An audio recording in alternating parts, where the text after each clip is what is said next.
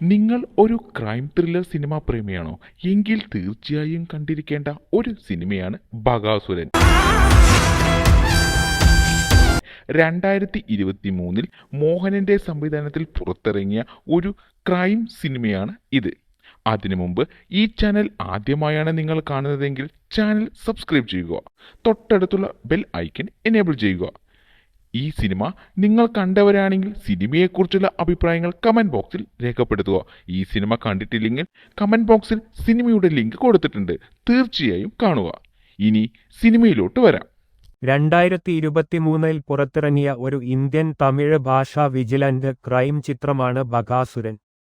മോഹൻജി രചനയും സംവിധാനവും നിർവഹിച്ച ഈ ചിത്രത്തിൽ സെൽവരാഘവൻ, നാട്ടി സുബ്രഹ്മണ്യം എന്നിവർ പ്രധാന വേഷങ്ങളിൽ അഭിനയിക്കുന്നു.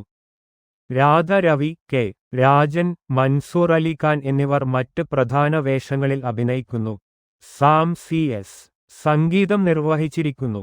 ദേവരാജ് എസ് എഡിറ്റിംഗും ഫാറൂഖ് ജെ ഭാഷ ഛായാഗ്രഹണവും നിർവഹിച്ചിരിക്കുന്നു. 2023 ഫെബ്രുവരി 17 ചിത്രം പുറത്തിറങ്ങി. തന്റെ മരുമകളുടെ ആത്മഹത്യ അന്വേഷിക്കുന്നതിനിടയിൽ വേശ്യാവൃത്തി നടത്തുന്ന അപകടകരമായ ഒരു സംഘത്തെ കണ്ടെത്തുന്ന ഒരു വിരമിച്ച മേജറെയും നീതിക്കും വ്യക്തിപരമായ വൈരാഗ്യത്തിനും വേണ്ടിയുള്ള ഒരു കൊലപാതക പരമ്പരയിൽ ഏർപ്പെടുന്ന ഒരു തെരുവ് കലാകാരനെയും ഈ ചിത്രം പിന്തുടരുന്നു. കഥ തുടങ്ങുന്നത് ഒരു കാട്ടിലൂടെ ഒരു കാർ ഓടുന്നു. ഒരു പ്രൊഫസറും ഒരു പെൺകുട്ടിയും വാഹനത്തിൽ നിന്ന് പുറത്തിറങ്ങുന്നു. ആ പുരുഷൻ അവളെ ഉപേക്ഷിക്കപ്പെട്ട ഒരു വീട്ടിലേക്ക് കൊണ്ടുപോയി അവളുമായി ലൈംഗിക ബന്ധത്തിൽ ഏർപ്പെടാൻ വേണ്ടി അവളുടെ വസ്ത്രങ്ങൾ അഴിച്ചുമാറ്റണമെന്ന് അഭ്യർത്ഥിക്കുന്നു. എന്നിരുന്നാലും പെൺകുട്ടി പോകാൻ അപേക്ഷിക്കുന്നു. ഭീമരാശു എത്തുന്നു. അയാൾ ആ പുരുഷനെ അടിക്കുകയും ഒരു പാറക്കല്ല് കൊണ്ട് തലയിൽ അടിച്ചു കൊല്ലുകയും അവനെ കുരിശിൽ തറയ്ക്കുകയും ചെയ്യുന്നു. സേലത്ത് താമസിക്കുന്ന ഒരു വിരമിച്ച മേജറാണ് മേജർ അരുൾവർമ്മൻ. കുറ്റകൃത്യങ്ങളുടെ അന്വേഷണം യൂട്യൂബിൽ പോസ്റ്റ് ചെയ്യുന്നു. യുടെ മരുമകൾ രമ്യ തൂങ്ങിമരിച്ചതായി വർമ്മയുടെ സുഹൃത്ത് ഗുണയ്ക്ക് ഒരു കോൾ ലഭിക്കുകയും അസ്വസ്ഥയാകുകയും ചെയ്യുന്നു. ഒരു ജോലി ലഭിക്കാൻ ഭീമരശു ഒരു മനുഷ്യസ്നേഹിയായ ഡോക്ടർ വർമ്മ 2 പുരുഷന്മാരെ ചോദ്യം ചെയ്യുന്നു. ഇത് ശ്വേത എന്ന സ്ത്രീയുടെ അടുത്തേക്ക് നയിക്കുന്നു. അവർ രമ്യയെ ഓൺലൈൻ വേശ്യാവൃത്തി ബിസിനസ്സിലേക്ക് പരിചയപ്പെടുത്തുന്നു. ഒരു യുവ വനിത അകമ്പടി സംഘടിപ്പിക്കാൻ ഭീമരശു സുന്ദരി എന്ന സ്ത്രീയെ കണ്ടുമുട്ടുന്നു.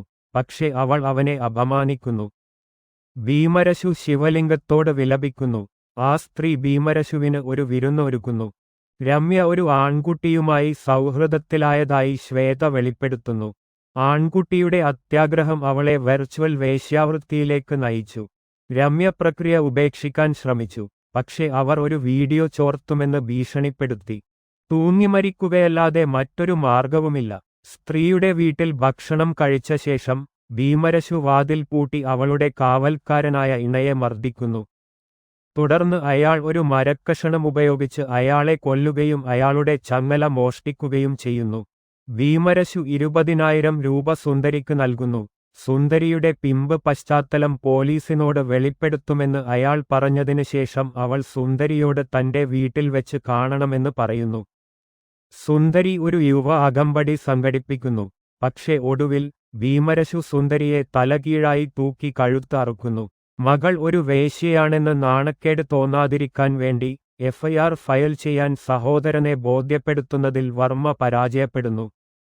കുട്ടിയുടെ മരണത്തിന് മറുപടിയായി വർമ്മ ഉരസുവിന്റെ മകൾ ദിവ്യയെക്കുറിച്ച് അന്വേഷിക്കുന്നു. അവർ ഒരു പഴയകാല കഥ പറയുന്നു. 2 വർഷം മുമ്പ് രാജശേഖർ എന്ന ഒരു ദിവസം ദിവ്യ കരഞ്ഞുകൊണ്ട് വീട്ടിലെത്തി തന്റെ പിതാവിനോട് എന്താണ് സംഭവിച്ചതെന്ന് വിശദീകരിക്കുന്നു.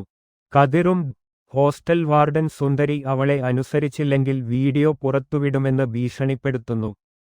എന്നിരുന്നാലും അവസാന പരീക്ഷകൾക്ക് മുമ്പ് തന്റെ മകൾ വിഷം കഴിച്ച് ആത്മഹത്യ ചെയ്തതായി ഭീമരശു കണ്ടെത്തുന്നു. വക്കീലിനെയും പോലീസ് ഇൻസ്പെക്ടറെയും വർമ്മ ചോദ്യം ചെയ്യുന്നു. ആരോ 3 പേരെയും കൊലപ്പെടുത്തിയതായി കണ്ടെത്തുന്നു.